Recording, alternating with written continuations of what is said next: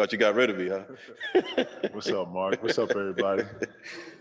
How y'all doing, man? I see you. Ticket, you yelled, anything is possible after you won an NBA championship. What was the key for a South Carolina kid who came to the NBA out of high school, making it to a first ballot Hall of Famer? What was it? What'd you say? For a kid from South Carolina, what was your road? How did you do it? How did you become such a great player and a first ballot Hall of Famer? Man, that's like a 2-day question, man. But a 3-day answer, right? Yeah. Growing up in the South, there's not a lot of advantages that some of the bigger cities have.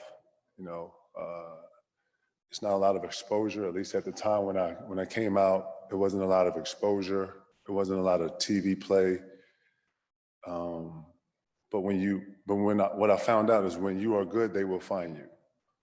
And that pedigree and that competitive spirit and that passion that I was able to acquire over just playing different players, different types of players in the South. That pedigree in the South is a real, it's kind of like a football pedigree, if you will. But I grew up in that. You know, I'm a real kid from the neighborhood, slap boxing, football, street ball, basketball, all that. So that competitive nature, I just carried with me to Chicago, to Minneapolis, to Boston, to Brooklyn, to this whole thing. Yeah. You're about a 2-hour drive from your old stomping grounds right now, Boston. What did your time with the Celtics and winning a championship with that storied franchise mean to you? It meant everything, man. You know, you come into the NBA wanting to win, and losing is part of it. Doesn't mean you have to accept it. And getting with a storied franchise like Boston gave me light, gave me breath, gave me purpose. And then the players that you're playing with actually made the experience monumental, made it magical. The city was waiting for something big or for something different to happen versus where it was. And you know, when we went, we just never looked back. The fan base in Boston was over the top, man. People following you home, people standing outside your gate when you get home, people wanting to pump your gas, weird people. Like, it was like the fan level in Boston was just another level. But I learned to embrace it. And my only regret in any of this is that I should have came to Boston a little earlier. So that's it. Other than that, it was magical. In capturing that 2008 title, your Celtics defeated Kobe and the Lakers. Facts. What did Kobe Bryant mean to you in the game of basketball? Kobe Bryant was like a little bro to me, man. I got to see Kobe. He was very young and not as polished as everybody's got to see him. When he was very vulnerable, we were both vulnerable, we were both young. And we used to always interact with each other with that youthfulness, with that kid persona. We always talked the game, cracked a lot of jokes on each other, but at the end, it was two very fierce competitors. And there was our parallel. You know, as much as he wanted to win, I wanted to win at the same time. As much as he thought he was the best, I thought I was the best. I used to always crack on him and tell him he was too small to play. He used to always crack on me, tell him I was too small to guard him. It was great conversation, great back and forth, and great competition. And I don't think I'm the only one in here that thinks that Kobe Bryant is fairly missed. Miss him every day. And what he brought to not just to the game of basketball, but to sports, period. Our first question is here from Dan Wicke from the LA Times. Hey, Kevin, congratulations, first of all, on this. Thank you, Dan. What's the gravity like, not only to go with Kobe, but Tim as well? The three of you guys competing, on elite teams for a generation, right? It was, if you were going to win, odds are you're going to have to either go through Kobe or Tim at some point. I'm sorry, repeat that. I'm having problems hearing you. I'm sorry. Oh, no problem. Sorry. Odds were during your career, if you wanted to win a title, you were probably going to have to go through either Tim or Kobe. What's it like going in with these two players that you competed, an entire career against? I couldn't pick.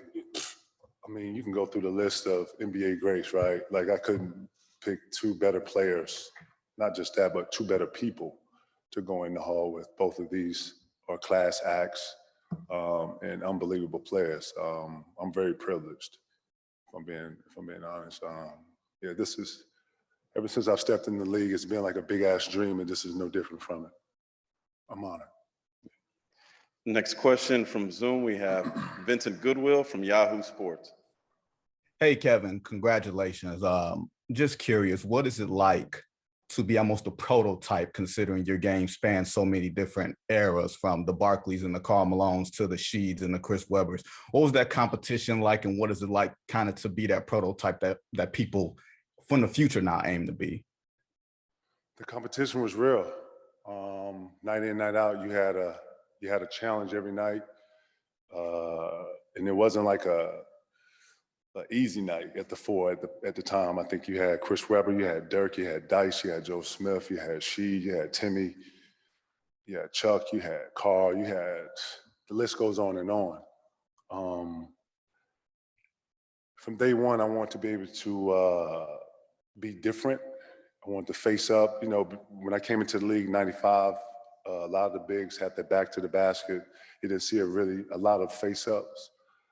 And through the glory of working with Kevin McHale, I started to change the narrative of what a four looked like. And I wanted to be a lot more versatile, not just on the offensive end. I wanted to be versatile on the defensive end, to be able to guard twos on switches, ones on switches, and have the agility to do that. So I trained like that.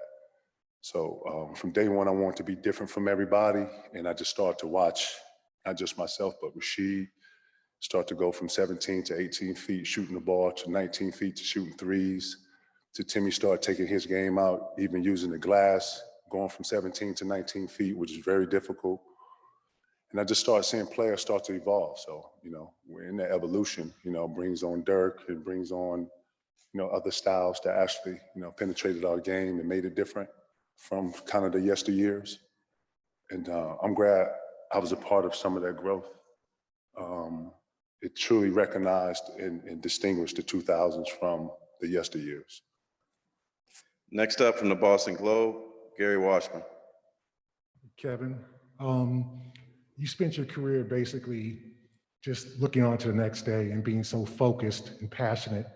Over the last couple of years, have you had a chance to kind of take in the flowers you've received, to hug people that you used to despise, I mean, this is kind of being inducted with two major rivals. I mean, have you had a chance to kind of appreciate what you have done? And when you look at games now and guys are blocking shots after the whistle, you know, that's something you did and you were called a jerk for it, but now the whole league does it.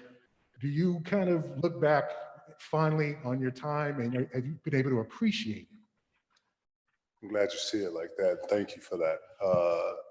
Others would probably say otherwise, but yeah, I haven't gotten to the hug part yet. The competitive juices and friends and foes slowly diminishes as we get older, right? I laugh at it when I watch kids go up and damn near break their neck trying to block the shot after the shot. I don't really think about it. I just one of them things where you see it when I'm amongst players and they speak about it. It hits me then, but one day I guess I'll sit back and actually embrace it all, but I'm still in it, Gary, if I'm being honest. Still in it. Next up, we have on Zoom, Sherman Thomas from the Chicago Defender. Hey, congratulations, brother Big Ticket. We're so very proud of you here in Chicago. Appreciate it. But what I wanted to know, we know we're very proud of the South and your Southern heritage, but you also finished up in Chicago. You played against some Chicago elites while they were young, and you also proudly represent the city. And so we get a little bit of a bad narrative out in the world, right? But you've been in Chicago for a while. Did Chicago embed anything in you while you were there that helped you achieve this such a great and momentous occasion? I'm always like to give props to South Carolina and my upbringing, because my DNA, the way I was taught the game, but Chicago gave me my swag, it gave me my attitude, it gave me a different presence, playing so many different types of players, so many intense players, so many players that well deserving of being right here where I'm at.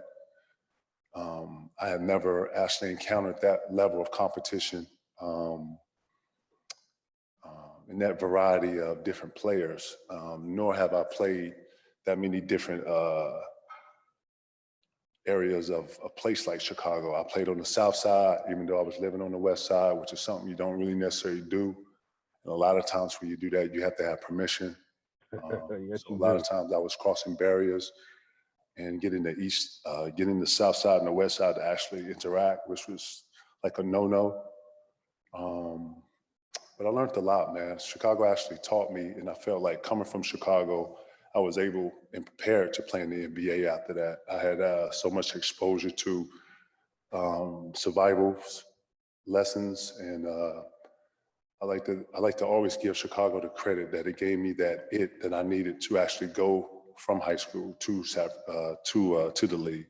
So I always give homage to the West Side. I give homage to the South Side, the whole city of Chicago for my progression and me being ready for the NBA.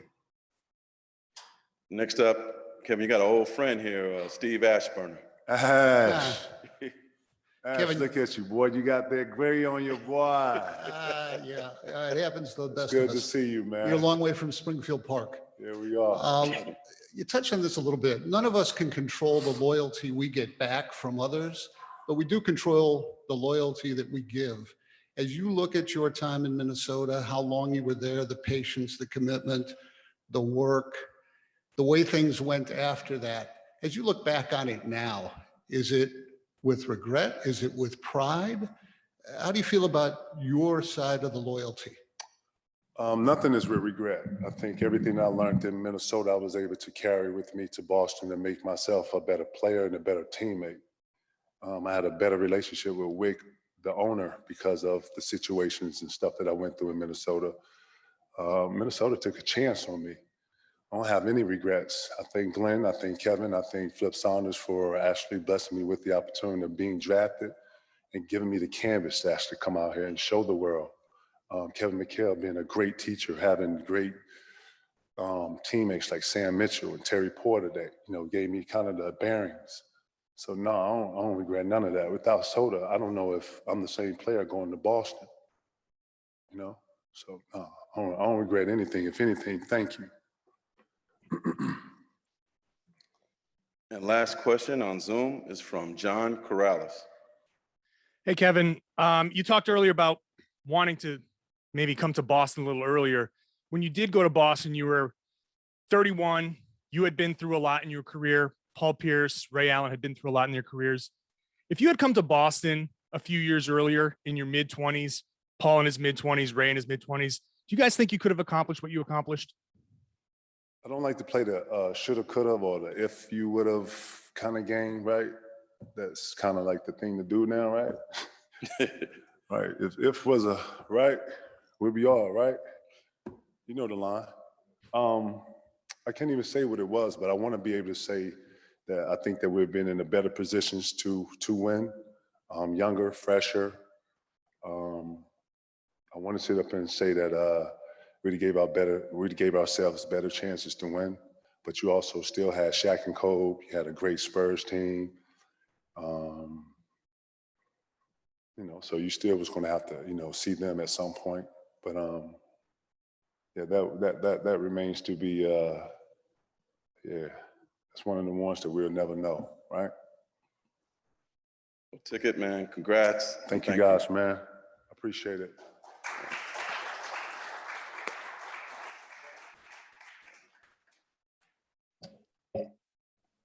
Our next inductee has been a college coach for 40 years.